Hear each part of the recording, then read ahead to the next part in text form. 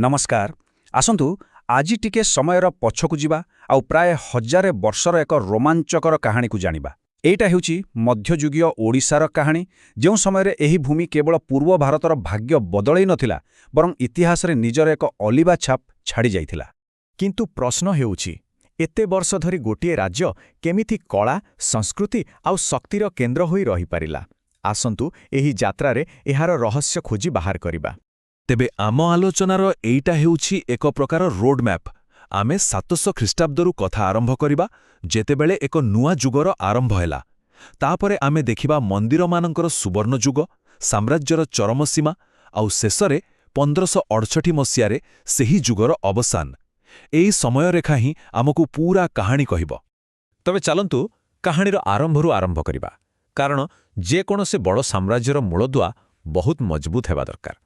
आ ओडिशा क्षेत्र रे एही मूलदुआ दुईटे प्रारंभिक राजवंश ही पकाइथिले। आउ जानंती एही प्रारंभिक जुगर सबुठु मजा कथा होछि दुईटी अलगा अलगा शक्ति एका संगरे बढ़ुथिले। गोटे पटे थिले भौमकर जो माने बौद्ध धर्म को समर्थन करुथिले आउ सेमानंकर महिला शासक मानंकु पाई इतिहास रे स्वतंत्र स्थान रखंती, जहा से समय पाई एक बहुत बड़ कथा थिला। आउ अन्य पटे थिले सोमवंशी माने जो माने शैव धर्म को आगकु नेले आउ आजिर ओडिया संस्कृति और भाषार मूलदुआ पकाइथिले।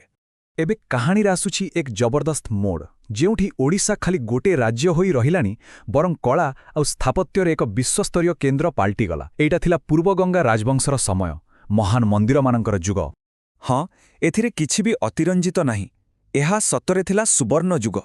एही समयरे ही पत्थररे कविता लेखा जाउथिला। आउ ओडिशार जेउ परिचय आजि सारा दुनिया को चकित करे ताहा एही जुगरे ही गढ़ा होइथिला। आउ एही युगर नायक थिले गंगवंशर शासक माने, खास करी अनंतवर्मन चोड़गंगदेव। सेमाने खाली राज्य जितुनुथिले बरं इतिहास गढ़ुथिले।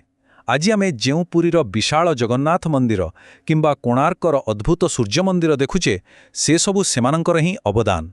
एगुड़िक हेउची कलिंग स्थापत्य शैलीर सबुठु बड़ उदाहरण। कला संस्कृतिर शिखररू चालंतु एबे जिबा सामरिक शक्तिर शिखर को। गंगवंश परे आसिले गजपति। नाटा टिके शुणंतु, गजपति माने हाथी मानंकर प्रभु। आउ सत कहिबाकु गले सेमाने निज नार मान रखिथिले। सेमानंकर शक्ति केते थिला ताहा एई गोटिए लाइन रु ही जणा पड़ी जाए। टिके भाबंतु, उत्तररे गंगा नदी ठारू दक्षिणरे कावेरी नदी पर्यंत पूरा पूर्व भारतर एक विशाल अंचल गोटे शक्तिशाली ओडिया साम्राज्यर अधीन थिला। एहा ही थिला गजपति मानंकर परिचय। तेबे एते बड़ साम्राज्य को संभाळुथिले किए? आगरे थिले कपिलेन्द्र देवंक भଳି जणे दूरदृष्टि संपन्न राजा, जिए एहार मूलदुआ पकाइथिले। तांको परे आसिले पुरुषोत्तम देव, जिए एहाकु आहुरी मजबूत कले। किंतु सेमाने केवल योद्धा नथिले, ओडिया साहित्यर विकासरे मध्य सेमानंकर बहुत बड़ योगदान थिला। किंतु कुहंती ना, सबु भल जिनिसर दिने ना दिने शेष हुए। शह शह वर्षर गौरव परे मध्ययुगीय ओडिशार कहानी रे एबे आसिला एक दुखद मोड़। चलंतु देखिबा किमिति एई महान राज्यर अंत हेला। आश्चर्य लागे जे एथे बड़ साम्राज्यर पतन एते शीघ्र होइगला। भितरे झगड़ा, बाहारु आक्रमण, एही दुई चाप भितरे शेष स्वाधीन राजा मुकुंद देवंकु एक निर्णायक लढ़ई लढ़िबाकु पड़िला। आउ 1568 रे जेतेबेले से हारिगले, सेइटा केवल जणे राजांकर हार नथिला, सेइटा थिला ओडिशार स्वाधीनतार सूर्यास्त, जहा परे शह शह वर्ष पई विदेशी शासनर अंधकार छाई जाइथिला। तेबे चालंतु पूरा यात्रा को गोटिए नजर रे देखिबा। भौमकर माने मूलदुआ पकाइले, सोमवंशी माने संस्कृति गढ़िले, पूर्वगंग माने कला को शिखर रे पहुंचाइले, आउ गजपति माने साम्राज्य को विशाल कले। समस्ते मिसी ओडिशार एही गौरवमय इतिहास लेखिछंती। तेणु शेषरे कहिबाकु गले मध्ययुगीय ओडिशा केवल युद्ध आउ राजामानंकर कहानी नहे।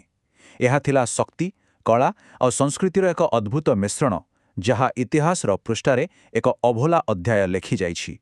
किंतु एही आलोचना शेषरे गोटिए प्रश्न मनरे रहि जाउछि। आजि जेतेबेले आमे पछकु चाहुछु, मध्ययुगीय ओडिशार प्रकृत ऐतिह्य कौन? सेही विशाल मंदिर, आमर अनन्य संस्कृति, ना सेही विशाल साम्राज्यर स्मृति? एहार उत्तर बोधरे समस्तंक पाई अलगा अलगा होइपारे।